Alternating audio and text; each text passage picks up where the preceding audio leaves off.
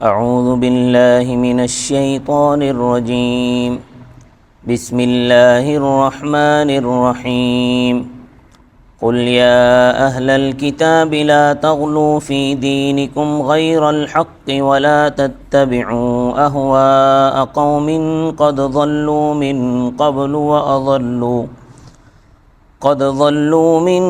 قبل وأضلوا كثيرا وضلوا عن سواء السبيل لعن الذين كفروا من بني إسرائيل على لسان داود وعيسى بن مريم ذلك بما عصوا وكانوا يعتدون كانوا لا يتناهون عن منكر فعلوه لبئس ما كانوا يفعلون ترى كثيرا منهم يتولون الذين كفروا لبئس ما قدمت لهم أنفسهم أن سخط الله عليهم وفي العذاب هم خالدون ولو كانوا يؤمنون بالله والنبي وما أنزل إليه ما اتخذوهم أولياء ولكن كثيرا منهم فاسقون صدق الله العظیم۔ جب قرآن کریم کے اندر جب اہل کتاب کہا جاتا ہے تو اس سے خطاب یہود و نصارہ دونوں کو ہوتا ہے۔ گزشتہ آیات میں اصالتاً یہود سے خطاب تھا اور طبعاً عیسائی بھی اس میں شامل تھے۔ اب معاملہ برعکس ہے، اصالتاً خطاب عیسائیوں سے ہے اور یہود طبعاً ان میں شامل ہیں۔ دین عام طور پر دو باتوں سے خراب ہوتا ہے، ایک اکابر کی شان میں غلو کرنے سے اور دوسرا گمراہوں کی پیروی کرنے سے۔ غلو کے معنی ہیں حد سے تجاوز کرنا، ہر چیز کی اور ہر مخلوق کی ایک حد ہے، اس کو اس سے آگے نہیں بڑھانا چاہیے۔ اگر مخلوق کے ڈانڈے خالق سے ملا دیے جائیں تو شرک ہو جائے گا اور ملت کا ستیہ ناش ہو جائے گا۔ عیسائیوں نے اپنے رسول حضرت عیسیٰ علیہ السلام کی شان میں غلو کیا، ان کو اللہ کا بیٹا قرار دیا تو توحید کہاں باقی رہی۔ اسی لیے نبی کریم صلی اللہ علیہ وسلم نے اپنی امت کو یہ ہدایت دی کہ مجھے حد سے نہ بڑھانا، جیسا عیسائیوں نے حضرت عیسیٰ علیہ السلام کو حد سے بڑھایا۔ میں اللہ کا بندہ ہوں، بس مجھے اللہ کے بندے اور اس کا رسول کہو۔ اس لیے اللہ تعالیٰ اہل کتاب کو مخاطب فرماتے ہیں کہ اپنے دین میں ناحق غلو مت کرو، ایسا کرو گے تو تمہارا دین خراب ہو جائے گا۔ اور یہ جو غلو ہوتا ہے نا، یہ ہمیشہ ناحق ہی ہوتا ہے، ایسا نہیں ہو سکتا کہ غلو صحیح ہو، برحق کبھی نہیں ہوتا۔ تو اس لیے قرآن کریم کے اندر غیر الحقی کہا ہے، غیر الحقی کو نہیں کی تاکید اور صفت کاشفہ کی طرح سمجھنا چاہیے، حال بھی در حقیقت صفت ہی ہوتا ہے۔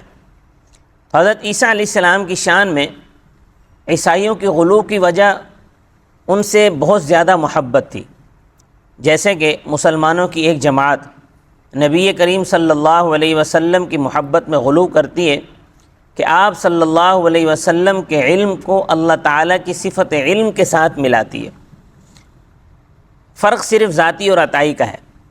اسی طرح انہوں نے اولیاء کرام کی محبت میں غلو کیا اور ان کو کائنات میں متصرف مان لیا، حالانکہ یفعل ما یشاء تو صرف اللہ تعالیٰ کی ذات ہے اور یہ شان بھی اللہ ہی کی ہے۔ اور ایک دوسری جماعت ہے جس نے آل رسول کی محبت میں غلو کیا ہے، اگرچہ اس جماعت کی آل رسول سے محبت بھی ایک سوالیہ نشان ہے، کیونکہ جس قسم کی وہ حرکتیں کرتے ہیں اس سے آل رسول کی نفرت ہی جھلکتی ہے، لیکن بظاہر امت مسلمہ میں اپنے آپ کو مقبول کرانے کے لیے آل رسول کا نام لیتے ہیں اور ان سے محبت میں غلو ظاہر کرتے ہیں۔ تو نتیجہ یہ نکلا کہ انہوں نے اپنے 12 اماموں کو صاحب وحی مان لیا اور ان کو حرام و حلال کا اختیار دے دیا۔ اس طرح انہوں نے بھی اپنا دین بگاڑ لیا، دائرہ اسلام سے نکل گئے۔ تو یہود نے اپنے دین اور تورات کے معاملے میں غلو کیا، انہوں نے یہ غلو کیا کہ اپنے دین کو آخری دین اور تورات کو آخری کتاب قرار دے دیا، حالانکہ ان کی شریعت خاتم انبیاء بنی اسرائیل حضرت عیسیٰ علیہ السلام کے زمانے تک تھی، اور تورات پر عمل بھی اسی وقت تک تھا۔ پھر نبوت بنی اسماعیل کی طرف منتقل ہونے والی تھی اور قرآن کریم کا زمانہ شروع ہونے والا تھا، تو اس طرح انہوں نے اپنا دین بگاڑ لیا۔ دین میں خرابی کی دوسری وجہ ہے گمراہ لوگوں کی پیروی کرنا۔ ملت میں ایک گمراہ شخص پیدا ہوتا ہے، پھر اس کی پارٹی بنتی ہے اور وہ اس گمراہ شخص کے افکار کی تشہیر کرتی ہے، لوگ اس کی پیروی کرنے لگتے ہیں، اس طرح گمراہ فرقہ وجود میں آ جاتا ہے اور دین بگڑ جاتا ہے۔ عیسائیت کو بھی ایک منافق عیسائی ساؤل نے بگاڑا ہے، اس کا نام تھا ساؤل۔ عیسائیوں نے اس کی بات مان لی تو عیسائی مذہب کا حلیہ بگڑ گیا۔ اس کی تفصیل یہ ہے کہ نصارہ کا دعویٰ ہے کہ موجودہ جو نصرانیت ہے اس کی بنیاد حضرت عیسیٰ علیہ السلام نے رکھی ہے، اور وہ لوگ حضرت عیسیٰ علیہ السلام کی تعلیمات پر قائم ہیں اور ان کی ملت کے پیرو ہیں۔ لیکن حقیقت یہ ہے کہ اللہ تعالیٰ نے جب حضرت عیسیٰ علیہ السلام کو آسمان پر اٹھا لیا تو آپ کے حواری شدید مخالفتوں کے باوجود بھی نصرانیت کی تبلیغ میں لگے رہے، تبلیغ کرتے رہے، اور پے در پہ پیش آنے والی رکاوٹوں کے باوجود انہیں اچھی کامیابی ملتی رہی۔ مگر اسی دوران ایک واقعہ یہ پیش آیا جس نے حالات کا رخ بالکل موڑ دیا۔ واقعہ یہ ہے کہ ایک یہودی عالم جس کا نام ساؤل تھا، وہ نصارہ پر شدید ظلم و ستم ڈھاتا تھا۔ اچانک حضرت عیسیٰ علیہ السلام پر یہ ایمان لے آیا اور اس نے دعویٰ کیا کہ دمشق کے راستے میں مجھ پر ایک نور چمکا، آسمان سے حضرت مسیح علیہ السلام کی آواز سنائی دی کہ تو مجھے کیوں ستاتا ہے۔ اس واقعے سے متاثر ہو کر میں حضرت مسیح علیہ السلام پر ایمان لے آیا اور دین عیسوی پر میرا دل مطمئن ہو گیا۔ ساؤل نے جب حضرت عیسیٰ علیہ السلام کے حواریوں کے سامنے اپنے اس انقلاب کا اعلان کیا تو اکثر حواری اس کی تصدیق کرنے کو تیار نہیں تھے، مگر سب سے پہلے برناباس حواری، اس کا نام تھا، حواری تھا برناباس، اس نے ساؤل کی تصدیق کی۔ پھر اس کی تصدیق سے مطمئن ہو کر تمام حواریوں نے ساؤل کو اپنی برادری میں شامل کر لیا۔ اس کے بعد ساؤل نے اپنا نام بدل کر پولس رکھ لیا۔ حواریوں کے دوش بدوش نصرانیت کی تبلیغ میں مشغول ہو گیا۔ اس کی انتھک کوشش سے اور محنت سے بہت سے لوگ نصرانیت میں داخل ہوئے، اور ایسے لوگ بھی نصرانیت میں داخل ہو گئے جو یہودی نہیں تھے۔ ان خدمات کی وجہ سے نصارہ کے درمیان پولس کا اثر و رسوخ بڑھ گیا۔ اب جب اس نے یہ دیکھا کہ نصارہ اس کی ہر بات تسلیم کرتے ہیں، اس کی ہر بات مانتے ہیں، تو رفتہ رفتہ اس نے تثلیث، حلول، کفارہ اور مصلوبیت مسیح وغیرہ ان عقائد باطلہ کی اس نے کھل کر تبلیغ شروع کر دی، اور یوں نصرانیت کو اس نے مسخ کر دیا۔ تو لہٰذا جو موجودہ نصرانیت ہے اس کے بانی حضرت عیسیٰ علیہ السلام نہیں ہے بلکہ پولس ہے۔ اگر کسی نے یہ تفصیل دیکھنی ہو تو ایک کتاب ہے بائبل سے قرآن تک کے مقدمے میں اس کی پوری تفصیل موجود ہے۔ تو فرمایا قل یا اہل الکتاب، اے آسمانی کتاب والو، لا تغلو فی دینکم غیر الحق، اپنے دین میں ناحق حد سے مت بڑھو، کیونکہ یہ گمراہی کا پہلا سبب ہے۔ ولا تتبعوا اہواء قوم قد ضلوا من قبل، اور ان لوگوں کے خیال کی پیروی مت کرو جو اس سے پہلے، یعنی نزول قرآن سے پہلے بالیقین گمراہ ہو گئے۔ وَأَضَلُّوا كَثِيرًا، یہ اصل میں جو یہ قرآن کے نزول سے پہلے گمراہ ہو گئے، یہ اشارہ ہے پاول کی جماعت کی گمراہی کی طرف۔ وَأَضَلُّوا كَثِيرًا، اور انہوں نے بہت سوں کو گمراہ کیا۔ وَضَلُّوا عَنْ سَوَاءِ السَّبِيلِ، اور وہ سیدھے راستے سے بھٹک گئے۔ اب دیکھیں کہ یہ جو تاریکی ہوتی ہے نا، یہ یکدم نہیں چھاتی، رفتہ رفتہ بڑھتی ہے۔ رات چھانے میں تقریباً 1.5 گھنٹہ لگتا ہے، اسی طرح روشنی بھی ایک دم نہیں پھیلتی، اس کے لیے بھی وقت درکار ہوتا ہے۔ 20 سال کی محنت کے بعد مکہ مکرمہ فتح ہوا، 50 سال کی محنت کے بعد اس ملک میں سنت کی روشنی پھیلی۔ غرض زوال میں بھی خاصا وقت لگتا ہے اور ترقی میں بھی وقت لگتا ہے۔ اور گمراہی اکابر کی شان میں غلو سے گمراہوں کی پیروی شروع ہوتی ہے۔ اکابر کی شان میں غلو سے اور گمراہوں کی پیروی کرنے سے ہی گمراہی شروع ہوتی ہے۔ پھر غلو اور پیروی بڑھتی رہتی ہے، ایک جگہ رکتی نہیں ہے۔ تو جب غلو اور پیروی بڑھتی رہتی ہے تو پھر یہ گمراہی بن جاتی ہے۔ جیسے اب لوگ اکابر کو قطب الاقطاب اور غوث اعظم لکھنے لگ گئے ہیں اور ان کو مسجدوں کے پاس یا مدارس میں دفن کرنے لگے ہیں، اور ان کی قبروں پر اب بڑے بڑے کتبے لگانے لگے ہیں، بلکہ ان کی قبروں پر بیٹھ کر مراقبے کرتے ہیں، ذکر و اذکار کرتے رہتے ہیں، سر جھکا کر، یوں گردن جھکا کر، آنکھیں بند کر کے کہتے ہیں کہ جی مراقبہ کر رہے ہیں۔ یہی چیزیں رفتہ رفتہ اکابر پرستی میں بدل جائیں گی۔ بنی اسرائیل میں بھی جب گمراہی شروع ہوئی تو اسی طرح شروع ہوئی تھی، پھر بڑھ کر وہ کفر تک پہنچ گئی۔ تو زبور اور انجیل میں ان پر لعنت نازل ہوئی، اللہ تعالیٰ نے ان کو رحمت سے دور کر دیا۔ اس کی دو وجہیں بنی، اول ان کی نافرمانی یعنی احکام شرع کی خلاف ورزی، دوم ان کا اعتداء یعنی مسلسل غلو جو حد سے بڑھ گیا۔ جیسے مسلمان فرقوں میں جو دائرہ اسلام سے نکل گئے ہیں وہ ملعون ہیں، اللہ کی رحمت سے دور ہیں، اللہ کی رحمت میں ان کا کوئی حصہ نہیں ہے۔ تو فرمایا لعن الذین کفروا من بنی اسرائیل علی لسان داود و عیسی ابن مریم، جن لوگوں نے بنی اسرائیل میں سے کفر کیا ان کو داود اور عیسیٰ بن مریم کے ذریعے پھٹکارا گیا۔